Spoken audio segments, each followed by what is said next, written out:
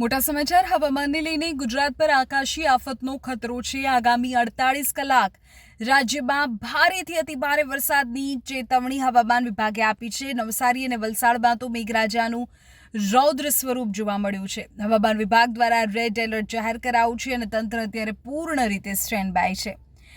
વિગતવાર સમાચાર જો આપને આપું તો ગુજરાતમાં ચોમાસાનો બીજો રાઉન્ડ અત્યારે પૂરજોશમાં શરૂ થઈ ગયો છે। હવામાન વિભાગની આગાહી મુજબ આગામી 48 કલાક રાજ્ય માટે ખૂબ મહત્વના અને ભારે વરસાદી સાબિત થઈ શકે છે।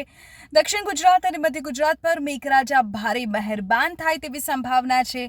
હવામાન વિભાગે રાજ્યના અલગ અલગ વિસ્તારો માટે રેડ, ઓરેન્જ અને યલો એલર્ટ જાહેર કર્યું છે।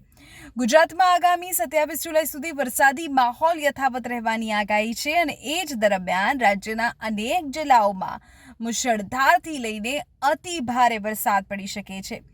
સૌથી પહેલાં તો આપણે કહી દઉં કે હવામાન વિભાગે 22મી જુલાઈ માટે નવસારી અને વલસાડ જિલ્લામાં અતિ ભારે વરસાદની આગાહી સાથે રેડ એલર્ટ આપ્યું છે। અહીં નીચાણવાળા વિસ્તારોમાં પાણી ભરાવાની અને નદી નાળાઓ છલકાવાની પૂરેપૂરી શક્યતા છે, એટલે સ્થાનિક પ્રશાસનને પણ હાઈ એલર્ટ પર રાખવામાં આવ્યું છે।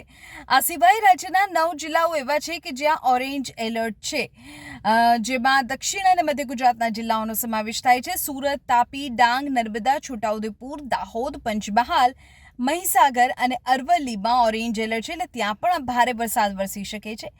આ વિસ્તારોમાં પણ જરૂર ન હોય તો સામાન્ય લોકો મુસાફરી ન કરે, મુસાફરી ટાળે તેવી અપીલ છે।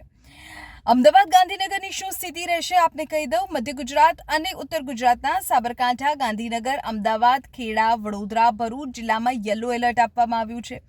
અમદાવાદ અને ગાંધીનગરમાં દિવસ દરમિયાન ભારે ઝાપટા સાથે વાદળછાયું વાતાવરણ રહેશે। વાતાવરણમાં ઠંડક પ્રસરી જશે। હવામાન વિભાગની આગાહીને પગલે રાજ્યનું જે એનડીઆરએફ, એસડીઆરએફની ટીમ છે તેને સતર્ક કરી દેવાઈ છે। મહાનગરપાલિકાઓને સતર્ક કરી દેવામાં આવ્યા છે। નાગરિકોને અપીલ કરવામાં આવી છે કે તેઓ નદી, નાળા કે વોકડાની નજીક ન જાય, નીચાણવાળા વિસ્તારોમાં ન જાય, ખાસ તો વીજળીના થાંભલા કે જૂના જર્જરિત મકાનોથી દૂર રહો અને તંત્ર દ્વારા આપવામાં આવેલી સત્તાવાર સૂચનાઓનું જ પાલન કરો।